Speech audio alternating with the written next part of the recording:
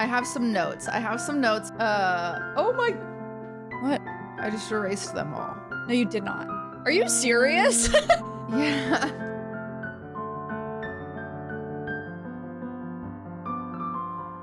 What the heck? There looks like there's freaking poop on my nail. What is that? Poo poo. It's lipstick. Oh. It's lipstick. It just looked kind of gross.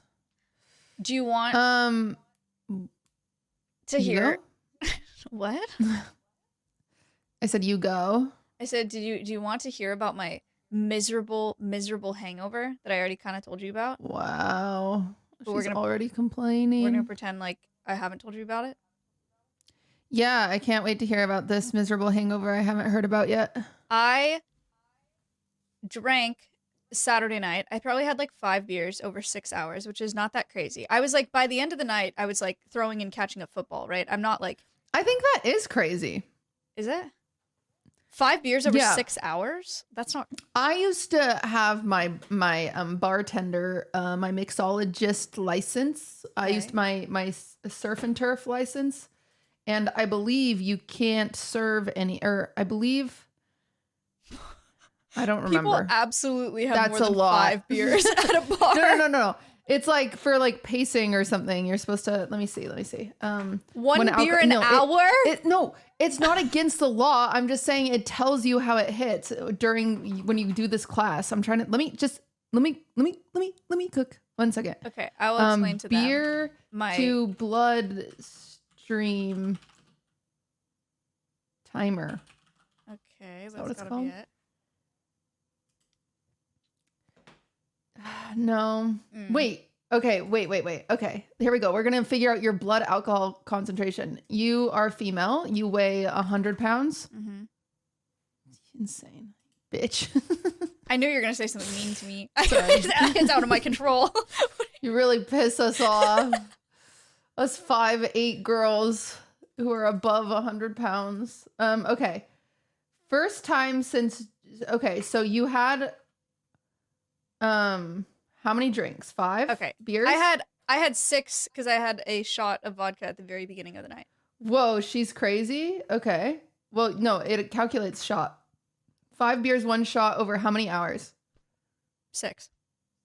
6 hours. Calculate. It says you were around a 0.2. It will take you 14 hours to reach 0%. Ouch. Jeez. Yeah, so no wonder you're hungover. That's sad. Yeah. Wait, did you feel nausea? Yeah. Did you feel vomiting? Yes. Did you feel emotional swings? No. Impaired sensations? Yes. Decreased libido? Not sure. You didn't check in on that one? No, I didn't. Possibility of stupor. Were you stupid, possibly? Yeah, sure. Maybe. I don't know. Yep. You were 0.2. You could have, if you were male, you could have had temporary erectile dysfunction. What's the level for drive? In Texas. 0.08. Oh my God. Wait, 0.2 is like really high. 0.08. Yeah, you were high. Oh. Well, okay. I mean, I wasn't like stumbling. I was catching a football. I was having a normal time. I mean, this is also a freaking dumbass calculator. We don't know. Right. Yeah, so I drank that much, which is a lot for me, but I had a really good time. And then the next day I woke up, felt kind of fine when I woke up, terrible headache. You guys should just drink. You should like chug 3 big glasses of water before you go to bed, no matter how much you drink. You just should do that. Because I woke up with the worst headache, and then like an hour after waking up, ill. Like, so ill. I threw up. That sucks. 3 times in the morning. And I hadn't eaten. This is the problem. That my issue is that I hadn't eaten before I drank. And so I was throwing up, but I threw up just water the first 2 times. And then the third time I threw up, you're going to hate this conversation. Third time I threw up, it was like yellow, like all yellow, which I don't know if that's just bile or what, but Yeah, it that hurt stomach so bile. bad. It hurt Yeah. so bad. It was so painful. And then I took a 30-minute nap and I woke up like nothing happened. Maybe I hit my 14 hours. Yeah, maybe. I actually just woke up and I was fine. How funny. Yeah, it was very weird. That sucks though. Hangovers suck. I have a question. Do Mhm. you think that I'm too old to be having hangovers like that? To be drinking like that? No. Okay, thank you. Because No. I told my chat that today and I was like, I'm 25. Am I too old to be engaging in this type of behavior? And a lot of them were like, yes. No. You can have a little crazy night every once in a while. I get drunk every like 3 months. I don't remember the last time I felt that bad, but it does happen. The hangovers. Also, are I the recognize worst. that I'm damp, everybody. I got out of the shower and I tried a new curl cream because I have naturally curly hair and it gets really frizzy.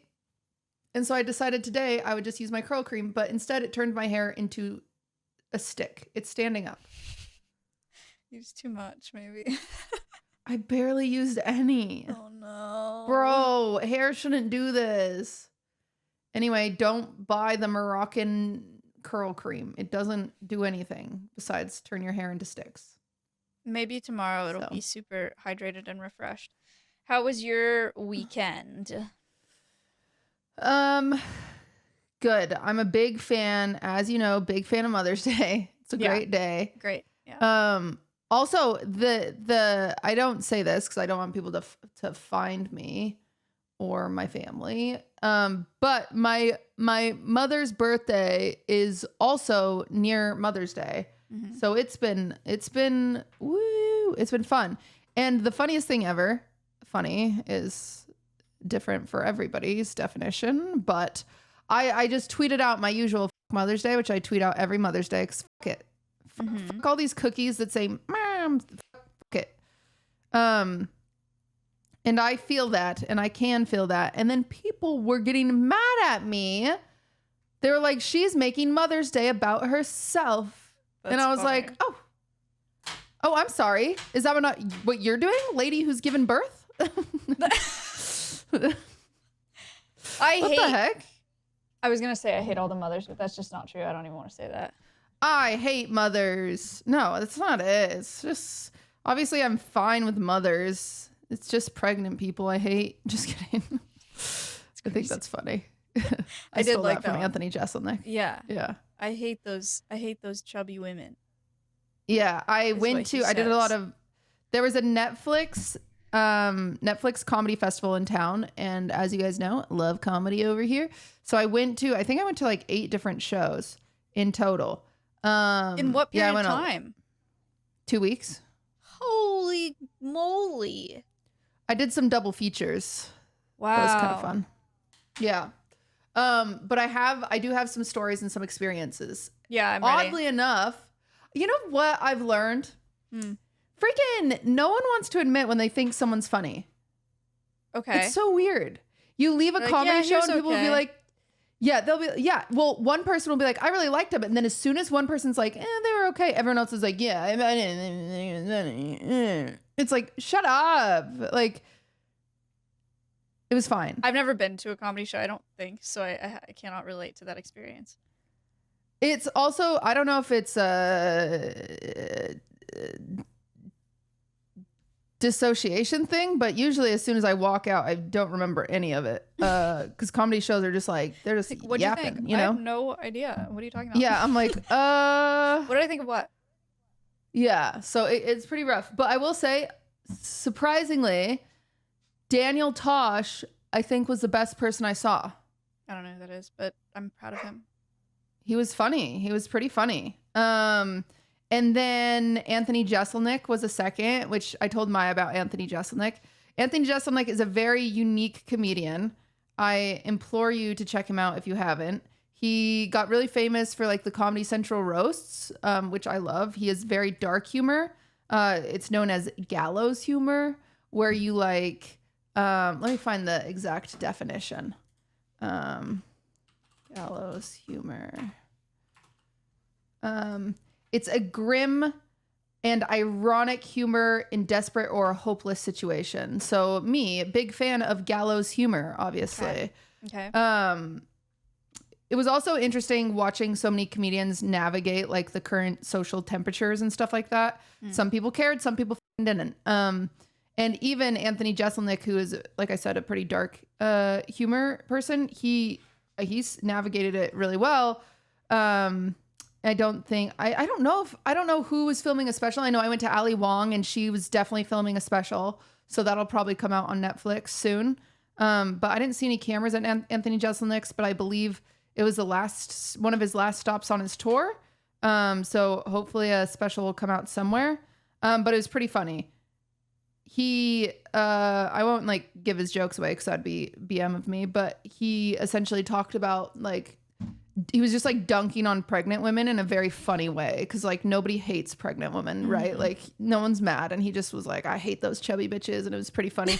And you thought he was going in one direction that would be very offensive, but then he didn't. And it was pretty cool. He's a pretty good comedian. He's very, very clever. Like I can't think of a comedian that compares. He has a very interesting cadence. He's got, he usually makes himself the butt of the joke in very like interesting ways. Like he could be talking about a pedophile, and then like at the end he like turns himself into the pedophile, if that makes sense. Instead of just calling other people pedophiles, he's like, to me. dang, but 13-year-olds, like it's just like, but obviously, he's joking. It would be crazy though if he wasn't. And If just, it like, came out that he was not joking. Yeah. You're like, what? Yeah, that would suck. Yeah. But I have some notes. Because this was I went outside. I have notes today as well, actually. We're good to go. Oh my God. Look at us. Look at us go. Okay. Okay. So let's start. Oh my. What? I just erased them all. No, you did not. How do you undo? You can't undo. You can't. Are you serious? Yeah. Wait, triple tap? No, because I erased and then I went out and then I went back in the notes app. Triple tap with 3 fingers and undo button. Nothing's popping up. That's format crazy.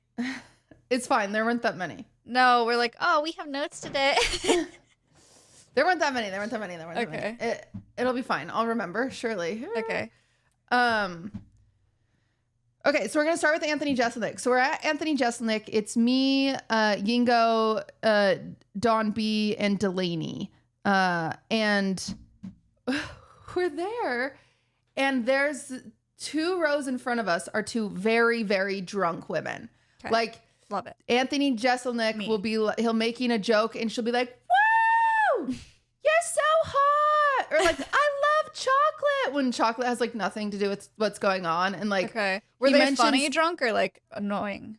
No, they were annoying, no. admittedly. Like he mentioned Kanye West about something and she's like, I love Taylor Swift. And I was like, like, shut up. Like, shut up. Like, yeah, it was very annoying. Like at a comedy show, you're not supposed to do that stuff.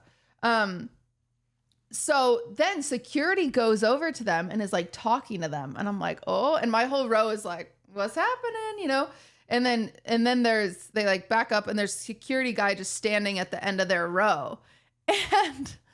And she starts hooting and hollering again, and security goes over and he's like, last warning. Like you can see him mouthing it and they're kind of getting mad and they're like kind of looking around at people around them and blah, blah, blah. But then he has like 5 more minutes left. The show is over. So we exit our row and I say to Dawn and Yingo and Delaney, I was like, guys, I have to hang back. I have a podcast. I have to do a post-game interview. Like, let me go talk to these girls. Yeah. I was like, let me go see what happened. I know how to talk to drunk girls. Who doesn't? So then I walk over. How old are these girls? Oh, they're like 30s. Okay. Yeah. I walk over and I'm like, guys, what the heck happened? Like, they kept talking to you so uncalled for, right? Like, you have to be on drunk girl's side. And they're like, yeah, can you believe that? And I was like, no. And she's like, it was the people in front of us that reported us. And I was like, I don't think it was, but... And I was like, gasp. And then they were like, yeah. So when the show ended, I looked at her and I said, oh, did you have fun? And she said, yeah. Can you believe that? And I was like, it's like audacity. I know. So I was like, no, I can't even believe that. And she's like, come get drinks with us. You're fun. And I was like, no. I was like, no way, no way. And then the other friend kind of like stumbles over and she's like, hey, what are you doing? And I was like, oh, I was talking to her about security. And then brunette girl goes, yeah, she was going to fight for us. And then blonde girl goes, you want to fight us? I'll fight you. And I go, no. I'm on your team. And she's like, oh, good. Yeah, crazy, huh? And I'm like, yeah, that's crazy. Oh my God. They need to be escorted. Yeah. And so I was like, how drunk are these girls? So we start walking out and blonde girl is tripping over herself. And I'm like, oh no. And so then I go, how much did you guys drink? And then brunette girl pulls out this flask. It's like the big comical ones. And she goes, it's empty, baby. And I was like, oh my gosh. That's so funny. Yeah. So those, and they kept trying to get me to go to the bar with them, but I kept saying no. But those girls, if you went to the Anthony Jeselnik show, I miss you and I love you. But you were ready to fight them. I know. I was going to fight with them. To fight them, actually. No, I was going to fight security for them. Even though I would have loved if security kicked them out. They were being so annoying. But I love you guys. But you were being crazy. It was a lot. That's very brave of you to go over there. I thought you had social anxiety. Why does that not make you anxious? I can talk to strangers, no problem. I see. You've seen me with strangers. I think a lot of people. Interesting. That's interesting. Yes, I've seen you with strangers. From that. Yeah, I'm good with strangers because I just think like I just become an NPC. Like I'm an NPC. I'm a story in their life now. So let me give them an interaction. Like, oh yeah, she was fun. She was on our side. We did nothing wrong, even though they definitely did something wrong. But everyone in their group was telling them they didn't do anything wrong, and I was like, man, you guys have a bad group of friends. You guys were wild. I had a bad drunk interaction as well. Actually, really? Not a bad one, an interesting one that I want to hear your take on. There's this guy at the bar that was very drunk, like very drunk. He was there alone. He's like in his mid-30s probably. And when the first time I met him, I was at the bar and he was hitting on me at the bar because I was up there alone, stupid, buying a drink. And he was like, oh, where are you from? And I was like, no, I'm from California. You hate me. I ruined your state. Don't worry about it. Like, you don't like me. And I was just like trying to leave after I was getting my drink. Here. Yeah. And then later in the night, this is also when I was drunk, so I could have actually been mean. But he was telling me about that he's had 2 pet alligators in his life, and one of them was named Scarface. And he was telling me about how much he loved Durs. I see Durs. Audio listeners, Durs walked in frame. Oh, hi, Matt. He looks like a lint ball. Oh, he's so cute. But a little longer. He's leaving. Okay, well, he was telling me about how he's had 2 pet alligators that he loves so much, and one of them was named Scarface, and yada blah, blah, blah. And I was like, you should not have pet alligators. Like, that's bad. Alligators aren't pets. And then, I don't know what else we talked to him about. At some point, I was like, what's your dream? Because I was just like, what is this guy doing here? And then at the end of the night, he came over to me and he was like, you've been mean to me all night, but that's okay. And I was like, have I? And he was like, you're a real aggressive woman. And it actually kind of shook me. I was like, am I?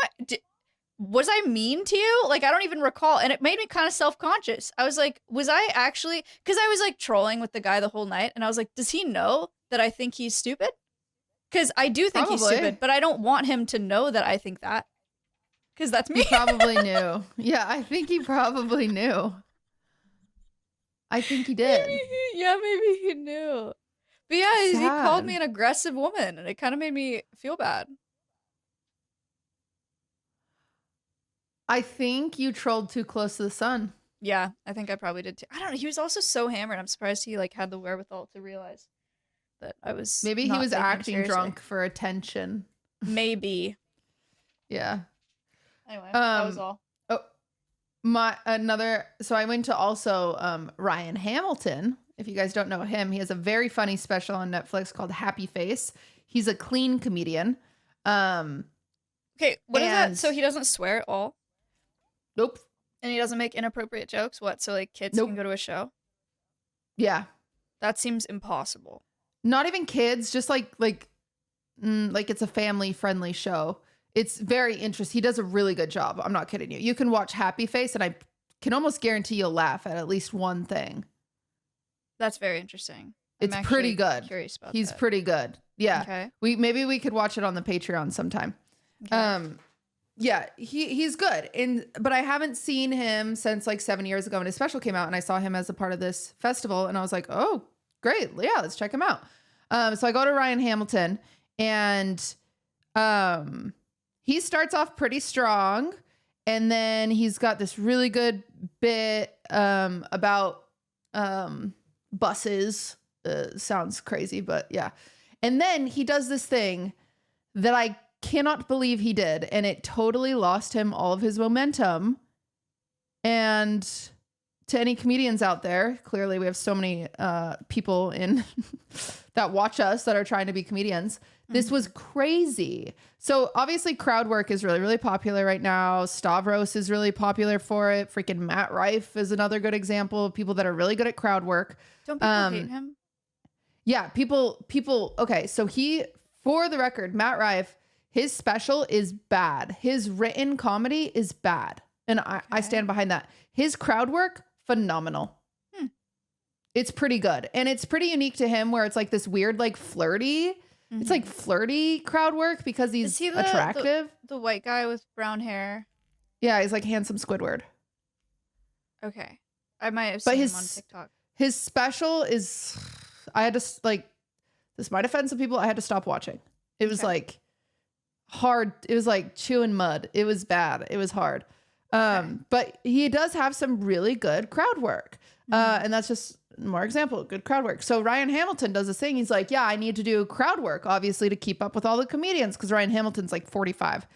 And so then he says this so crowd work, what you should do is look down and be like, oh my gosh, I got distracted. You're dating him? Like, did you two come together? Right? Like, where are you from? What do you do for work? And then you can make jokes off of that. It'd be quick, blah, blah, blah. Yeah. He goes, do you guys have any questions?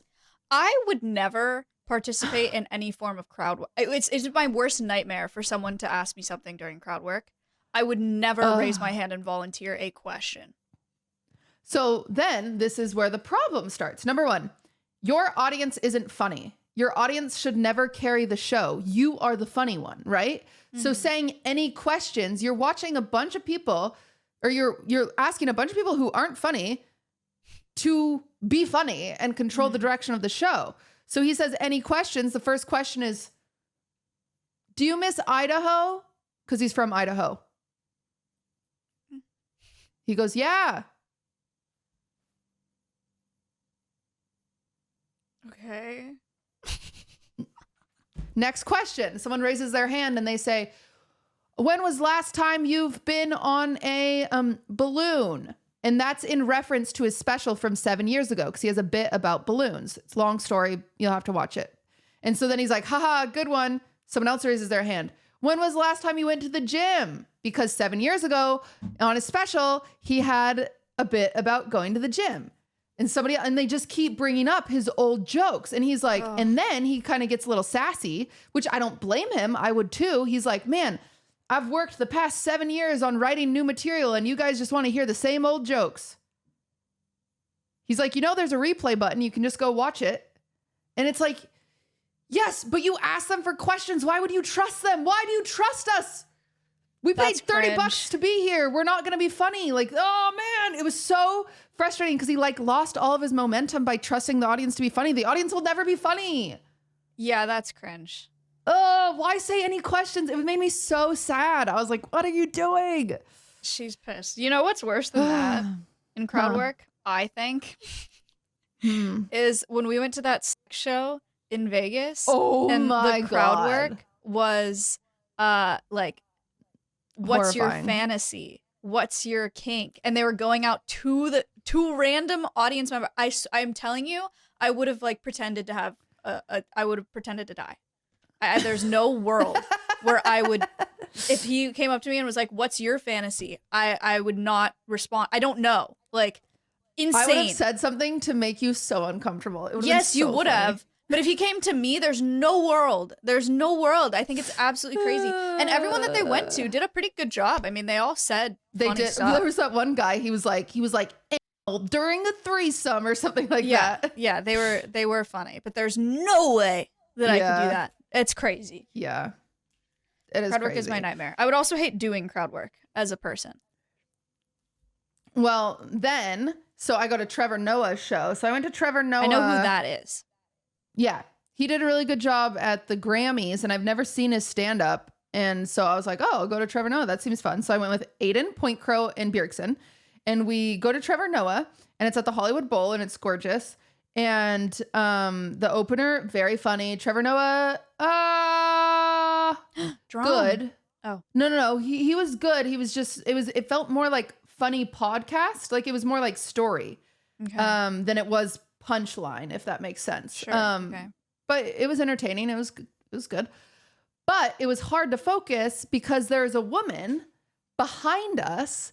Every single time he'd make a joke, she'd go, "That's so right. Oh, yeah, that's right. Oh my gosh, guys, that's so right. That's so true." Like he makes a joke about LAX. She's like, "That's so true." He's making a joke about how you can only have 3 ounces. No, she was with a group of 4 people. 3 ounces of liquids at the airport. And she's like, "It's 4 ounces." And then he says 3 ounces like 5 times. And she's like, "It's 4 ounces." He can't hear you. I'm not kidding you. You know what scares Every me single about joke. that? What really scares me about stuff like that is like, no, I mean, she doesn't know that she's insanely obnoxious and embarrassing, right? I know. Like, how do you not know that? I don't know. And like, are we like that? I don't yell like that, but I'm sure I've been like that in my life. I'm sure she just thought she was having a good time and everyone was having a good time and no one was annoyed by her. Dude, isn't that terrifying? Like, how often are we annoying people? I don't think that's so obviously annoying. Okay. It was crazy. Like, even why didn't her group tell her to shut up? Right? If you were doing that, I would be like, dude, what are you doing? That's bizarre. If I ever end up like that, like literally knock me out, hide me. Like if I'm drunk, like carry me out or something. Like, and she seemed sober as a whistle. I'm not kidding you. Like I looked at because at Hollywood Bowl, you sit in these groups of 4 booths. I looked at her booth. There's no alcohol. I'm like, what? Every single joke. I swear to God, every joke. He's so right. Exactly. Like it was infuriating. The lady next to me at one point, she leans over, she elbows me. She's like, "We could take her." I was like, how am I fighting at a comedy show again? That's so funny. You didn't say anything to her? Oh my God. To the lady? Yeah. No, I didn't. I didn't know what to say besides, like, what do you, like? I wish I was the kind of person that would, but I wouldn't. There's no way. Like, hey, can you please stop? Like, please. Like, who goes to a comedy show? It was crazy. Trevor Noah actually did the same thing. He ended his show with questions. But you could tell that the comedy had stopped and he was just doing questions like a podcast kind of. Yeah. Sure. Yeah. So it felt different. But what like, would you say to a person in that situation that was like, because my first reaction would be like, "Hey, could you keep it down a little bit?" But that sounds really, it's like, right? Is there a good way to say that? Hey, you're really f***ing annoying. Say, "Hey, I have really sensitive hearing and you're blowing out my eardrums." Well, it's crazy because at the Anthony Jeselnik show, the worst thing that girl, she was just going like, "Woo!" or "We love you!" or whatever. And she wasn't doing it every joke. And security talked to her. So part of me was like, security, please, for the love of God. Yeah. Do something. Well, that's super passive. I don't know if I would like go and get security, but I thought wish there was a way to like wave them down and be like, "Hey, can you?" Oh, it was so bad. It was so insanely bad. It was, oh my gosh. It was like at one point it like, so annoying. And then it just hits the level of annoying where it's just like, it's just funny at that point. Every time she'd yell, we'd be like, "Oh my God." Like one time he made a joke and he was like, "Shut up." She was like, "Shut up. That's so true." And then Point Crow's like, "Yeah, shut up." And it's like, you know, so. That only scares me because I feel like she didn't know she was being like that, and then it makes She me had anxious no for clue. myself. Wow. No, she had no clue. Like it was insane. Wow. It was crazy. Um, But my tier list for any comedy fans of the shows I went to: Tosh, Anthony Jeselnik, Ali Wong. It gets a little messy after this. I went. What's his name? Let me see.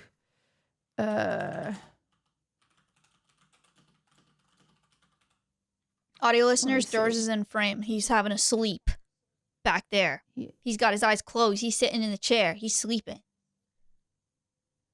This guy, I think his name is. I've never heard of him before, but apparently he's really popular. His name is Nate Bargatze. Bargatze. He was pretty funny. I don't know him, but he was pretty funny. But he was a part of a show that was pretty unfunny.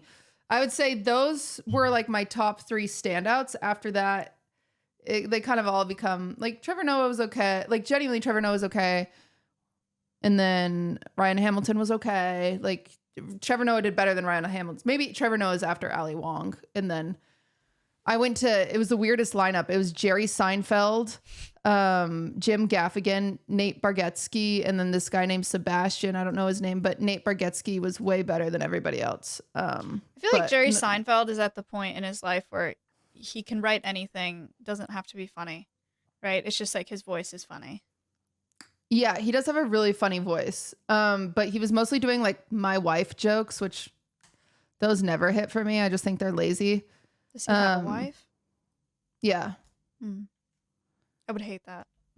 Yeah, I know, right? Yeah, I would not like that. But speaking of Jerry Seinfeld, sorry, this is the very comedy heavy show today. Speaking of Jerry Seinfeld, John Mulaney, who's a comedian I really, really like, his recent special feels more like a podcast, but it's pretty entertaining. But he's a pretty good comedian. He was doing this thing during this festival called Everybody's in LA, and it was a live show on Netflix. So it was live broadcasted on Netflix. Didn't know they did that. Yeah, me neither. I think it was like a new thing, and that's what he said. He was like, "Oh, this is a new thing. Like, you know, imagine trying to do a live show on Netflix. That seems stupid, but we're doing it." But it was called Everyone's in LA. In the first episode, if you want to watch the first episode, then skip this. I'm not going to be too spoilery, but it depends on your level of spoiler. First episode is about coyotes. So he has a guest because like it's just supposed to be very LA things, and there's so many coyotes in LA, right? Okay. And they have a guest. They have Jerry Seinfeld as the guest, and then a coyote expert from LA that works at like a coyote sanctuary. Honestly, I think that's what it was. And he's there, and they're just like talking. They're just talking like a normal late night show, kind of. They're goofing and gaffing, and it's fine. It's kind of awkward because Jerry keeps speaking over the coyote guy, but it's okay. And then they take calls from people in LA telling stories of their interactions with coyotes. It's fine. It's okay. Then it goes to a break of like some pre-recorded content that was pretty mid and didn't seem very thought out. And then it comes back to a new guest, Ray J. You don't know who Ray J is? No. Wait, what? He's like a musician. Yeah, he's like Brandy's brother. Who's Brandy? What? Ray J. Never seen this guy in my life. What? Who's Brandy? His sister. Ray J was. Is she a singer? Yeah. Okay. Do you know the song "Sexy Can I"? Sexy Can I? Bum, bum, bum, bum, bum. Yeah, that's Ray J. Okay. Yeah. So forever ago, Ray J had a TV show called like Ray J Looking for Love or something, and it was just like a stupid dating show, right? Okay. And John Mulaney has him on, and he like asks him, he's like, "Are you looking for love?" And Ray J's like, "I don't know, like, you know, I just got out of a divorce." And John Mulaney's like, "Oh, that's so sad. Well, what like, you know, what kind of women do you like?" And he was like, "My ex-wife. That's my type, is my ex-wife." And John Mulaney's like, "Okay." Like, it's like pretty uncomfortable to the point that I like Googled. I was like, "Is Ray J on drugs?" Like, what is this? Like it was so weird. And then John Mulaney's like, Ray J, are you working on any products? Or are you working on any projects recently? And Ray J's like, yeah, me and my ex-wife, my wife, I don't know. The divorce papers haven't gone through yet, but like, so I don't know what to call her. And then John Mulaney's like, call her whatever you want to call her. And then Ray J goes, my wife. Yeah, that feels good. Oh my God. That's concerning. And he just like And talks he's to not his trolling? ex-wife. Like he's not joking? No, he's like, it was a Interesting. weird interview. It was very weird. I think, clearly he's still in love with his ex-wife. And it's like some That's raw nice. emotions, but it's like, it's a little uncomfortable to watch because it's like, what is happening? When is this? It's on Netflix. You can like watch it now. Yeah. Huh. Yeah. Speaking of wives. Okay. Speaking of wives, do you remember that I have news to report? Remember that like blue and black dress thing? You saw this too. I had that. Yeah. Guys, remember the meme where it was like blue and black dress or like white and gold dress? Nobody's talking about it. The guy that posted that went viral for posting that, is in jail for trying to kill his wife. Yeah. Have you read the full article? No, I saw one short video on it this morning. Can we read the article? Yeah. All right. The article on Complex. You can click on that and then you click on the... All right. Man behind viral dress that broke the internet confesses to strangling his wife. This is awful. For the record, it has nothing to do with the freaking dress, okay? So don't I said this on stream today and everyone was making jokes about like, it's because she thought it was like, no, it has nothing to do with this. It's just a coincidence and it's really sad. Keir Johnston, known for the viral dress that broke the internet in 2015, by the way, 10 years ago. That's crazy. 10 years ago. Reportedly pled guilty to strangling his wife, Grace Johnston. The incident occurred March 2022 at their residence on a remote Scottish island where there's no permanent police presence. That sounds like a terrible place to be for if you have an abusive husband. That's awful. Yeah. According to the prosecutor, Grace had lived in fear of her abusive husband and defied his demands to not attend a job interview on the mainland. The 38-year-old who was drinking at a local pub texted his wife, "You should support me, but you do not." Okay. When Grace returned home, Keir woke up and announced that he would be leaving her. An altercation ensued when Keir threw his wife to the ground. He placed both knees on her arms so she was unable to move and then strangled her. She was initially able to scream and feared for her life and believed Johnston intended to kill her as he was very forceful. The Guardian reports that Keir had told Grace someone is going to die. The timeline of that specific threat was not made clear. Grace did not require medical treatments for her injuries. Hooray! Despite sustaining severe bruising, Keir pled guilty to the attack on Thursday night at the High Court in Glasgow, Scotland. He was denied bail and remanded in custody until his sentencing, which will take place on June 6th. That's insane. A report from The Guardian last year detailed further abuse.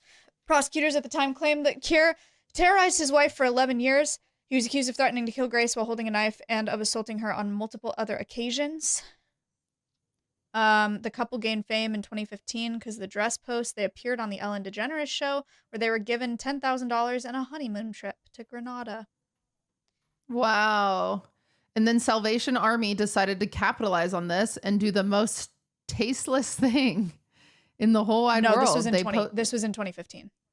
Wait, this was in 2015? Shortly after the dress became a global phenomenon, the Salvation Army in South Africa launched a campaign utilizing the color-confusing dress to raise awareness about abuse against women in 2015. That would be insane now. Oh my God. This was in 2015, so they predicted it. The post is it so hard to see black and blue? 1 in 6 women are victims, and it's a woman wearing a white and gold dress with like bruises all over her. That's really kind of crazy, actually. Holy shizness. Yeah, I thought that was now. No, that'd be so gross if they did that now. That's crazy.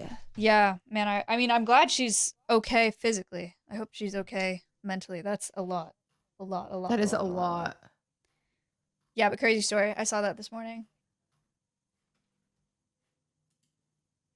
Have you seen Baby Reindeer? Yeah. the whole show. I watched the whole show. You did? I did, yeah. Can you explain it to me? Because I was told it would be too triggering. I Which watched is crazy. it and I did it fine, not so- trigger you? No, because the stalker's a woman and I'm not afraid of women. Oh, perfect. Yeah, Okay. I'm afraid of men. No, so it's a show about this guy who wants to be a comedian and he's also a bartender and he meets this woman. And it's based on a true story. So she like falls in love with him and at first it's like very innocent and he's just trying to be nice to her and like is kind of humoring her because she has no friends.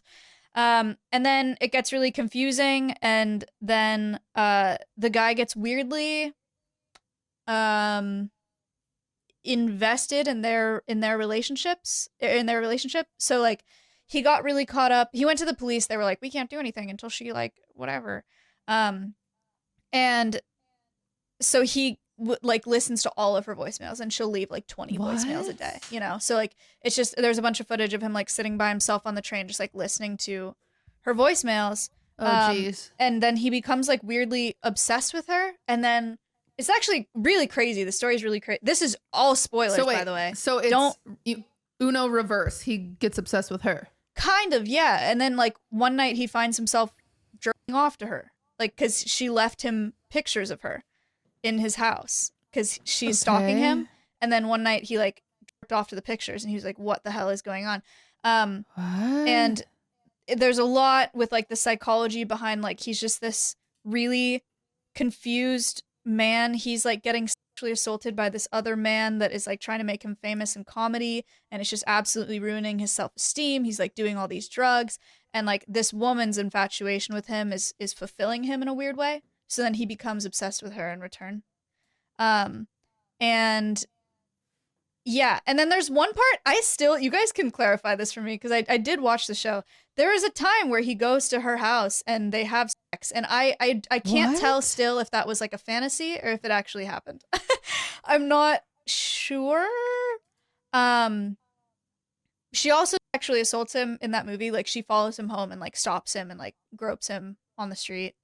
And like that really messed with him.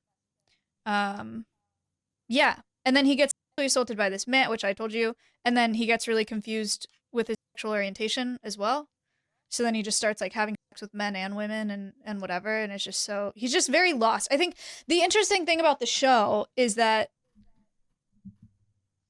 it's like this person who at the beginning is a very normal person gets very unlucky and gets a really obsessive stalker.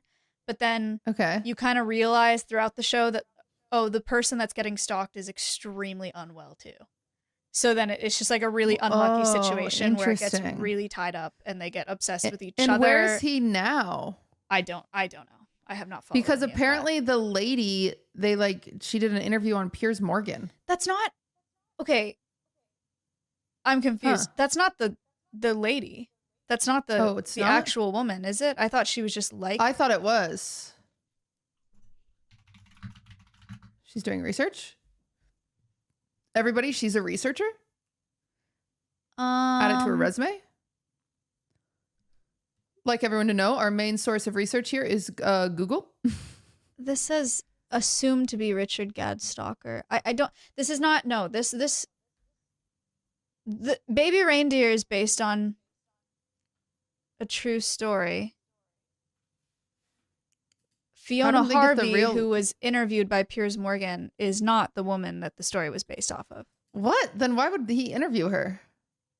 Because she looks like the actress from the movie and tweets like the actress from the movie and speaks like her, has like the same accent, and people think she's upset. Well, she's obsessed and is stalking Richard Gadd, the actor. What? Right? Am I wrong? I'm spreading misinformation. I'm pretty sure it's just a parallel situation to the show. Like it's a stalker of the actor. So the show became real. I think so. I'm confused. Yo, I'm recording wine about it. That was Yingo.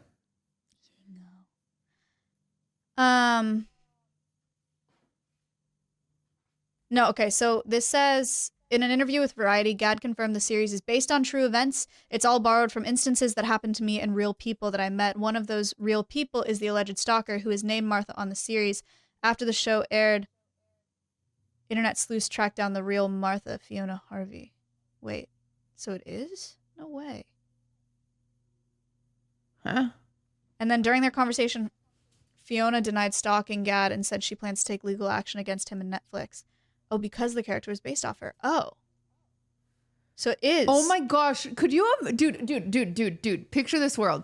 You break up with someone. You break up with Joe Schmo. I talk crazy about him. Yeah, you talk crazy about him, whatever. Not even that. No, imagine Joe Schmo makes a movie. Yeah. And he writes a crazy ex-girlfriend whose name is Mia. Mia. And it's played by Aubrey Plaza. Yeah, and everybody online comes and finds you and they're like, oh, this is the real one. This is her. Yeah. You don't sue, do you? Do I sue in that instance? As a creator, yes. As a normal person, no. Dude, that's so interesting. You know what? If one of my ex-boyfriends does that, please let Margot Robbie play me. Please. I would appreciate that. I will not sue if you get Margot Robbie to play me. Thank you. Wow, this is wild. What is it? It's just Gad asked fans to lay off. People I've loved and worked with are unfairly getting caught up in speculation. Please don't speculate on who any of the real life people could be. That's not the point of the show. It's Taylor Swift. Taylor Swift just says that about her songs every time. When Morgan asked if she had any words for Gad, she replied, wait, who's Morgan? What the frick? Oh, Piers Morgan. Oh, when he asked Fiona if she had any words for Gad, she said, leave me alone, please, get a life, get a proper job. Okay, so get a proper job. What the hell? He's like, yeah, he's very successful. I think, yeah. I would like to apologize for spreading misinformation. Apparently, they have tracked down the woman that the character is based off of. Wow, that's and then so Piers Morgan, for some insane reason, brought her on his show and confronted her about all of the things that were based on her in the show and about her stalking. I mean, and she denied all of it. Guess the reason he brought her on was because she's suing, probably, right? I don't know if she like, really, happening. Who do you believe? Is it him or do you believe her? Do you think she was a stalker? Do you think he just likened it after her and was writing fiction based off of stories that maybe she was a fan? I don't have enough information. But I suppose I feel bad for all parties in one way or another. If she really is doing the stalking things that, that the show portrays her as, then, I mean, I feel bad for her in some ways. That's awful. That's crazy. I think that you could watch the show and be fine. Really? Yeah. I mean, I will not be held responsible for a panic attack, but I watched the whole thing and I felt fine about it. So. Oh, okay. It's very interesting. Huh. Very twisted. Yeah, it looks interesting. It was super interesting to watch that play out. Because for a while you're like, oh, this poor guy, this girl, what? And then you're like, wait a second, wait. What's going on? Wait, why is he doing that? Why is he jacking off to her pictures? Why is he thinking about her? Why is he giggling when he's listening to her voicemails where she's saying how obsessed she is with him? You're like, wait a second, this guy's not right. Weird. It's very interesting. What do you think?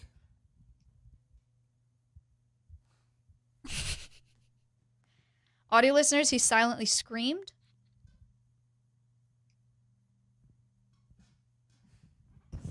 Good input from Durs. Thank you, input. Durs. Oh, man. My one opinion on all that I do know enough about is that Piers Morgan is super lame. Is he? For bringing that. Yeah. Oh, I think he's super lame. I thought in general. I don't know I don't know him. If he brought her on his show and she really is stalking Richard Gad, that's disgusting. That's bad. Yeah. Yeah. It's kind of like the weird She later claimed she was paid 250, what is this, pounds to appear, Yeah. and that the interview left her feeling a bit used. That's not a lot to go on Piers Morgan. No. I don't know if that's true. Dude, I don't know. I think I know society is sick of like normal celebrity. Like you can tell. Like society is sick of normal celebrity. Like Gypsy Rose, everyone was like freaking out over, right? That whole thing was so unfair. Crazy. I can't. I hated that before it was happening. I think I said this on the podcast. Before she was about to get out, everyone was like, my queen, like my icon. And it was before she had left jail. And I was like, this is going to be so unfair for her to walk into. She's not media trained. She's not, she doesn't want to be a celebrity. Like she's this traumatized individual who's just experienced so much violence and like abuse and then prison. Yeah, and then gets taken out of prison and is immediately thrown under a microscope. Yeah, insane. Yeah. So sad. I just think it's interesting that like Piers Morgan would have this woman on. It's just this weird thing where you see it happen more and more where it's just like random people are just being thrown into the microscope, the fishbowl of it all. And it's like, whoa. Yeah. People that didn't sign up for it necessarily. I mean, if this woman is a stalker, she should be exposed in the judicial system. But I don't know about all this. Like, I don't know about Piers Morgan interviewing her, and I don't know about, it's kind of like, you know, another time when this was really, really popular was like Ted Bundy, or there was the Night Strangler, whose name was Richard Ramirez. Mm-hmm. But what were you going to say before I elaborate? I'm interjecting for you and other people because I'm just like, oh, you can watch the show. You're not going to get triggered by it. There are like pretty graphic depictions of sexual assault. I should have said that earlier. Because I said he was being sexually assaulted by this man. And like there's some pretty graphic depictions of sexual assault between two men. So be aware of that. That's all. Okay. But so there's this Night Strangler, or was it the Night Stalker or the Night Strangler? I don't know if he went by, I don't know what his freaking nickname was, but it was Richard Ramirez was his name.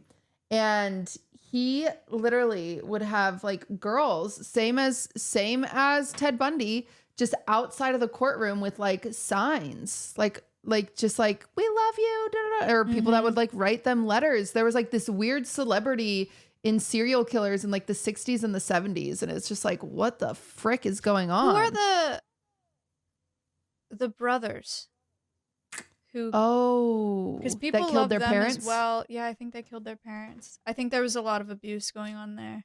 I don't know. I've seen it on TikTok. I know nothing.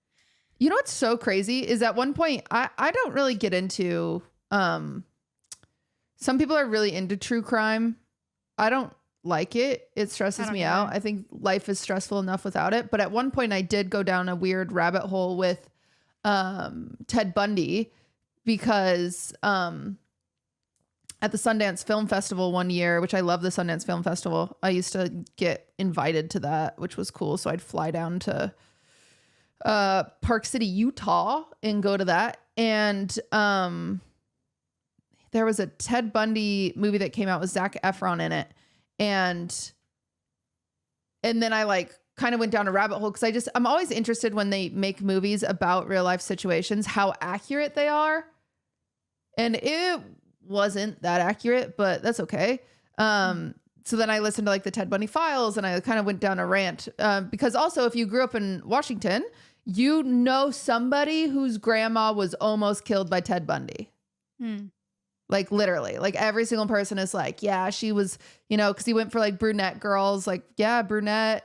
And she was outside like at blah, blah, blah in the same street and a yellow Volkswagen pulled up and she just had a feeling not to get in the car. Like everybody's got a story about somebody who knows somebody who almost got killed by Ted Bundy. And the craziest thing about Ted Bundy, he escaped from like prison twice. But he essentially was able to do so many murders because states just like back in the 60s just wouldn't call other states, right? Why? So there's all these murders in Washington. There's all these murders in, I think he hit California, Utah into Florida.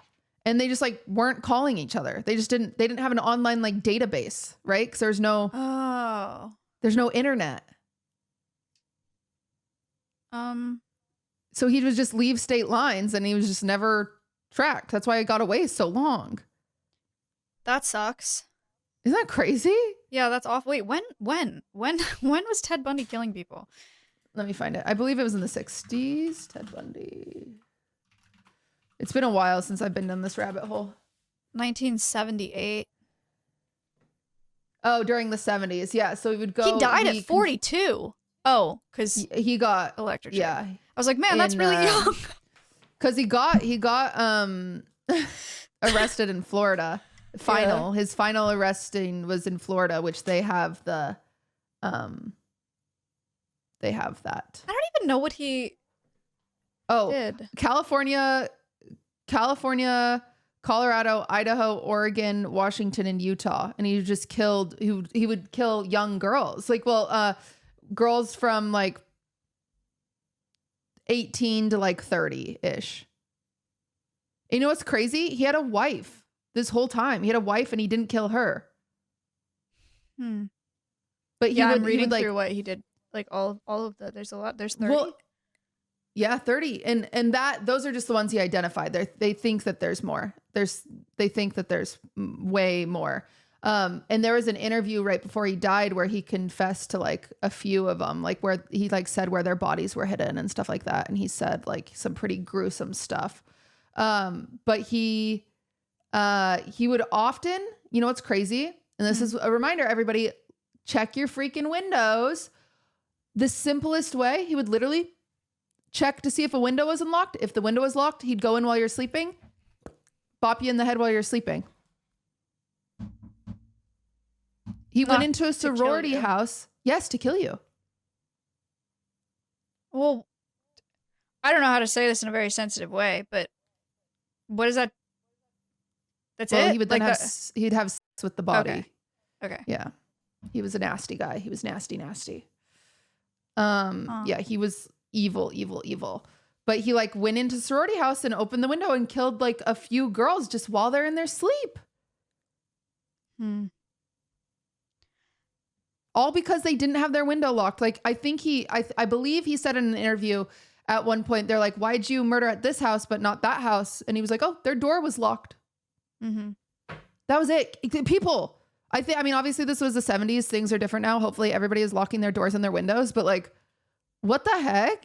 Isn't that crazy? Yeah, that's really sad. It's so crazy. It was awful. But yeah, there was like a map of like where he went, and it was he just kind of went all through America and would just he would just keep driving, and so he never would get caught. He was also Mormon at one point. Right. Okay. Well, I don't know how we got here, but we got here because we were talking about society making people famous and idolizing people that should not be idolized. He was a very evil person, yet there were people literally showing up to the prison to have sex with him. Like, what are those called? Groupies? No. There's like special when you have sex in prison. Wait. Oh my God. Word. Conjugal visits. Conjugal. Yeah. Like there would be women that would just go and have sex with him. Awful. And he has like children that are hopefully in witness protection, but like awful. Wow. Awful, evil person. Yet there were literally women outside of the jail, outside of the courthouses being like, I can fix him. I love him. That's got to be studied by somebody or a few people. And part of me wonders if that would like, I think serial killers aren't as common now, obviously. I mean, there was definitely like a rise in them, but part of me wonders if that would still happen now. Like you would just see fan cams of, you know, Ew, yeah. it's crazy. You would see I'm thirst sure there are trap places on the internet TikToks where or something. where that exists. Oh, it's awful. It's awful. Anyway, what a weird journey we went on today. Yeah. But I hope you liked it.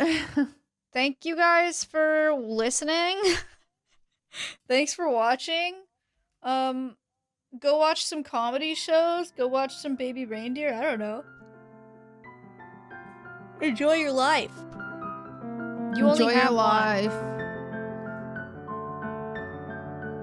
Like and subscribe. Bye. I can remember from Tinder. I was on Tinder once, and Okay. somebody, it was like snowing outside, and somebody sent me a message on Tinder that was like, "It's 6 inches deep outside. I'd love to be 6 inches deep inside you." And I was like, "That's So crazy." gross. I know. Ew.